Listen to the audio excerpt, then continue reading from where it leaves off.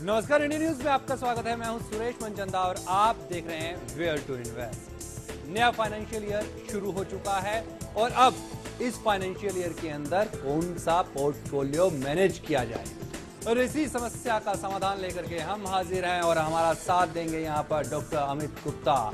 आप सीएमडी हैं आगाज एडवाइजर से। अमित जी, स्वागत है आपका इंडिया न्यूज में। अमित जी, हमें ये बताएंगे कि इस समय पर आपके पास कौन कौन से ऐसे टूल्स अवेलेबल हैं जिससे आप फायदे का सौदा कमा सकते हैं। जी हाँ, फायदे का सौदा जानने की कोशिश करते हैं कि अमित जी के पास ऐसे कौन से टूल्स अवेलेबल हैं जिससे आपकी जेब थोड़ी सी भारी हो सके। अमित जी, सबसे पहले ये जानना चाहेंगे कि इस समय पर कौन कौन से ऐसे ऑप्शंस अवेलेबल हैं बाजार के अंदर जिससे एक अच्छा खासा मुनाफा इस 2011-12 के वित्तीय वर्ष के अंदर कमाया जा सके। आपने एक बड़ा ही वैलिड क्वेश्चन पूछा है, वेयर टू इन्वेस्ट। मेरे हिसाब से इन्वेस्टमेंट करने के काफ़ी ऑप्शंस है। जो आम इन्वेस्टर है वो इक्विटी में जा सकता है, कमोडिटीज़ में जा सकता है, प्रॉपर्टी में जा सकता है, म्यूचुअल फंड में जा सकता है, एनर्जी में जा सकता है। अगर इन्वेस्टर के पास 100 रुपये का पोर्टफोलियो है तो मेरे हिसाब से 20% की इन्वेस्टमेंट, मैं रिपीट करूंगा, 20% की इन्वेस्टमेंट इन्वेस्टर्स को गोल्ड के अंदर करनी चाहिए। आपने एक बात कही है कि 20% की इन्वेस्टमेंट जो है गोल्ड में करनी चाहिए। अगर 20% की वो इन्वेस्टमेंट गोल्ड में करता है तो उसे कितना फीसद रिटर्न मिलेगा इस साल, और क्या लगता है कि जिस तरह से पिछले कई सालों से लगातार सोने को हमने देखा कि एक अच्छा खासा रिटर्न सोने ने हमें दिया है, क्या वही पेस, उसी पेस के साथ सोना इस साल भी, इस वित्तीय वर्ष के अंदर भी क्या रिटर्न देगा? क्या लगता है वो 20,000 से छलांग लगा करके 25,000 पहुंचेगा इस वित्तीय वर्ष के अंदर? कभी गोल्ड को एक आभूषण की तरीके से देखा जाता था, लेकिन आज की तारीख में गोल्ड ने एक अपने आप को बहुत अच्छी इन्वेस्टमेंट ऑप्शन के रूप में लेके आया है। उसके लिए हमारे को स्टैटिस्टिक्स का साथ लेना पड़ेगा। हम देखते हैं कि हमारी स्टैटिस्टिक्स क्या बताती हैं गोल्ड के बारे में। जैसा कि मैंने अभी बोला था, gold, silver, currency, equity, property, crude और कॉपर, ये हमारे पास विभिन्न इन्वेस्टमेंट्स के ऑप्शन अवेलेबल है। 20% की बात मैंने कही थी, तो अपनी बात को सपोर्ट करते हुए मेरे को स्टैटिस्टिक्स बताएंगी क्या मैं सही हूँ या गलत। गोल्ड को थोड़ा सा नज़दीक से देखते हैं। सबसे पहले हम रिटर्न्स को देखते हैं, गोल्ड ने क्या रिटर्न्स दी। हमारे पास जो स्टैटिस्टिक्स है वो 5 दिन की, 1 महीने की, 3 महीने की, 6 महीने की और 12 महीने की है। 5 दिन के अंदर गोल्ड ने अगर देखें तो 0.10% की हमारे को रिटर्न दी है। महीने को अगर हम कंपेयर करें तो 2.22% की महीने के अंदर रिटर्न दी है। मतलब हमारा पोर्टफोलियो अभी भी प्रॉफिट में ही है। थोड़ा 3 महीने की तरफ नजर दौड़ाते हैं। 3 महीने के अंदर हमारे को जो मुनाफा गोल्ड में आता है वो 3.20% का आता है। 6 महीने के अंदर भी हमारी गोल्ड में इन्वेस्टमेंट प्रॉफिट में है 11.30%। 6 महीने के अंदर 11.30% की रिटर्न है। 12 महीने की अगर हम बात करें तो हमारे को रिटर्न आती है 25.82% की, 25.82% की 12 महीने में रिटर्न है। बिल्कुल बिल्कुल अमित जी, आपने बहुत बढ़िया जो प्रेजेंटेशन यहाँ पर दी है कि पूरा का पूरा 1 साल का जो पोर्टफोलियो है वो यहाँ पर खुल करके सामने आ गया कि 1 साल पहले अगर किसी ने इन्वेस्ट किया होगा सोने के अंदर तो निश्चित तौर के ऊपर उसको जो रिटर्न मिले हैं वो 26% के रिटर्न मिले हैं। और अगर किसी बैंक के अंदर अगर आप अपना पैसा डिपॉजिट करते हैं या कोई आप एफडी लेकर के रखते हैं तो निश्चित तौर के ऊपर वहां पर आपको इतना रिटर्न नहीं मिला होगा। ये तो बात अमित जी हो गई रिटर्न्स की।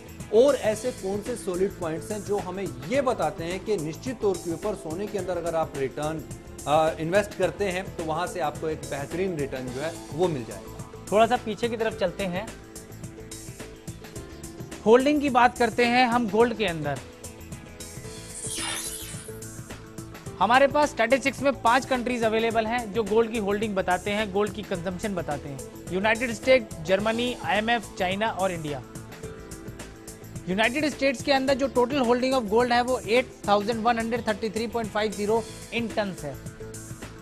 जर्मनी की बात करते हैं तो वो 3,401.80 जर्मनी की होल्डिंग है इन टन्स। IMF की होल्डिंग हमारे पास 2,827 है। चाइना की बात करते हैं तो 1054.10। और अगर हम अपने भारत देश की बात करते हैं, इंडिया की बात करते हैं, तो इसकी होल्डिंग है हमारे पास 557.70 इन टन्स।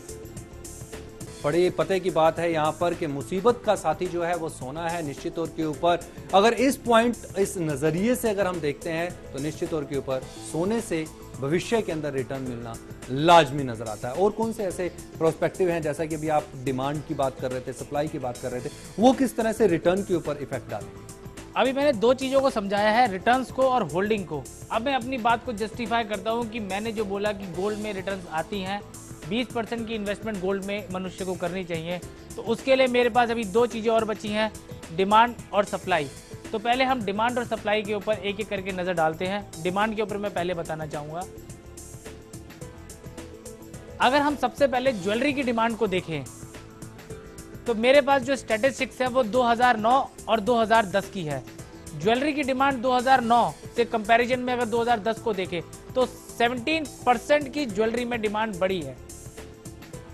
टेक्नोलॉजी की बात करते हैं, 17% टेक्नोलॉजी में भी बढ़ी है। इन्वेस्टमेंट की बात करते हैं, आप यहां पे सोचेंगे कि इन्वेस्टमेंट कम क्यों हो गई, तो रीजन इसका यह है कि जिस भाव पे गोल्ड है, आज 22,000 रुपए के आसपास पे गोल्ड है, तो इतनी बड़ी रकम पे आम आदमी इन्वेस्ट करना नहीं चाहता। तो अगर हम इसको अमाउंट में देखेंगे तो इन्वेस्टमेंट अमाउंट वाइज बढ़ी है, टन्स वाइज कम हुई है। जी, निश्चित तौर के ऊपर उसका वॉल्यूम जो है इन टर्म्स ऑफ क्वांटम, आपके पास जो लिक्विडिटी आ रही है, गोल्ड की जो सप्लाई आ रही है वो कम हो रही है, और रादर देन के अगर हम इन्वेस्टमेंट पॉइंट ऑफ व्यू से देखें। जी, ETF की बात करें अगर हम, तो ETF में भी थोड़ा सा डाउन ट्रेंड आया है क्योंकि बढ़ती कीमत की वजह से, ये एक रीजन है। बाकी लोगों का रुझान जो अब चल रहा है वो बार्स और कॉइन्स की तरफ चल रहा है। बार और कॉइन में अगर आप देखेंगे तो यहाँ पे उछाल आया है क्योंकि बार और कॉइन सस्ते होते हैं, एक आम आदमी की पॉकेट को वो बोझ नहीं डालते, इसलिए लोगों का इन्वेस्टमेंट का जो रुझान है वो बार्स और कॉइन्स की तरफ चला।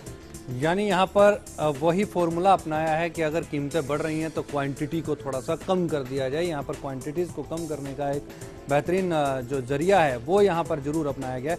क्या आपको वाकई में डॉक्टर साहब ऐसा लगता है कि इस समय पर इन लेवल्स के ऊपर सोने में अगर इन्वेस्टमेंट की जाए तो बेहतरीन रिटर्न्स आएंगे? अब यहाँ पर ये सवाल पैदा होता है कि आपने ये बताया कि ज्वेलरी के अंदर जो इस बार डिमांड देखने को मिली है वो 17% बढ़ी है, टेक्नोलॉजीज़ में 17% बढ़ी है, इन्वेस्टमेंट थोड़ा सा नीचे आया है, ETF भी थोड़ा सा नीचे है, लेकिन बार एंड कॉइन्स के अंदर यहाँ पर इन्वेस्टमेंट बढ़ी है।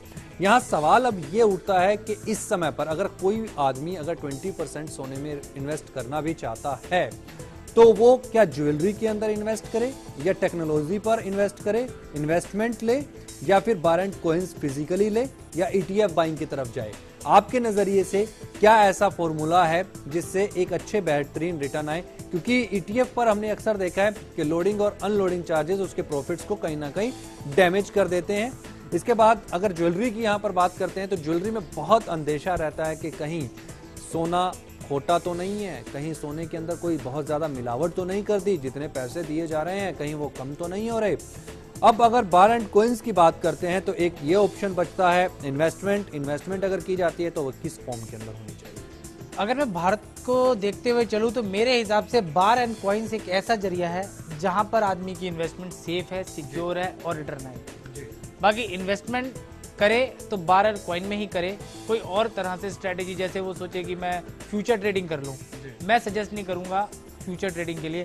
मैं सजेस्ट करूँगा इन्वेस्टमेंट करे in the form of bar and coin, क्योंकि यहाँ पर क्या है, आम अगर ज्वेलर्स के पास कोई भी इन्वेस्टर जाता है तो सबसे पहले अगर उसे बेचना है तो कटाई का पैसा लग जाता है, और ज़रूरी भी नहीं कि जिससे खरीदा वो उसको वापस खरीद ले, या अगर किसी से खरीदा और किसी दूसरे सुनार के पास अब बेचने जाए तो उसको वो उसका मुनासिब पैसा दे।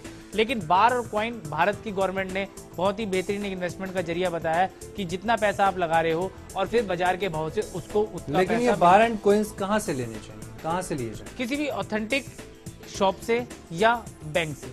जी, लेकिन बैंक से अगर कॉइन लिया जाता है तो उसमें एक समस्या क्या आती है? समस्या ये आती है कि वो सील्ड पैक होता है अगर उस कॉइन को लिया जाता है तो उसको ज्वेलर तो लेने से बिल्कुल साफ साफ मना कर देता है कि ये कॉइन जो है ज्वेलर नहीं लेगा, क्योंकि ये बैंक का कॉइन है, ये हम नहीं चला सकते। बैंक के पास आप अगर उस कॉइन को लेकर के जाते हो तो वो कहते हैं कि हमारे पास तो केवल बेचने का राइट है, खरीदने का कोई राइट नहीं है। अब यहाँ पर आपका एक सप्लाई का जो ऑप्शन है वो और थोड़ा सा जानना चाहेंगे कि अगर सप्लाई की अगर हम बात करते हैं सोने की, निश्चित तौर के ऊपर उसकी जो यूं कहें कि सप्लाई के अंदर जो हमने डैमेजेस आते हुए देखे हैं, जिसकी वजह से भी हमने सोने के रिटर्न्स आते हुए देखे हैं पिछले 4 सालों के अंदर, जो हमने लगातार खदानों से जो सोना निकल रहा था। कहा जाता है कि 2000 अगर हम 20 की बात करते हैं तो 2020 के अंदर लगभग सोने की जो इस समय पर सप्लाई हो रही है वो घट करके केवल मात्र 25% की रह जाएगी। अगर ऐसा है तो क्या फिर सोने को हम 1 लाख रुपए तक के जाते हुए देखेंगे?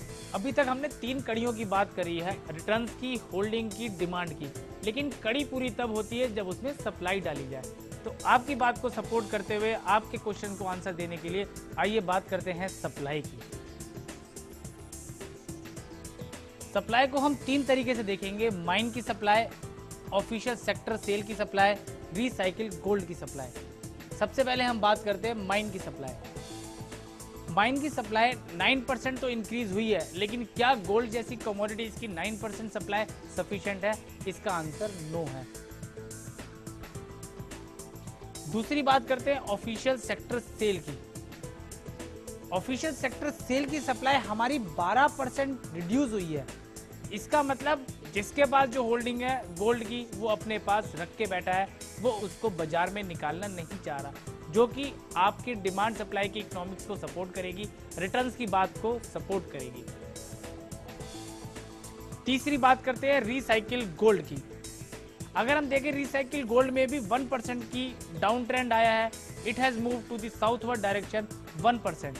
इसका मतलब ये है कि कोई भी आदमी रिसाइकिल करना नहीं चाह रहा, छोटी सी ज्वेलरी भी बनाता है तो उसको अपने पास रख रहा है, क्योंकि आम इन्वेस्टर की भी ये धारणा है कि गोल्ड एक बेस्ट इन्वेस्टमेंट अपॉर्चुनिटी है। अगर मैं 100 रुपए का गोल्ड लगाऊंगा तो वो भविष्य में उसको 1.5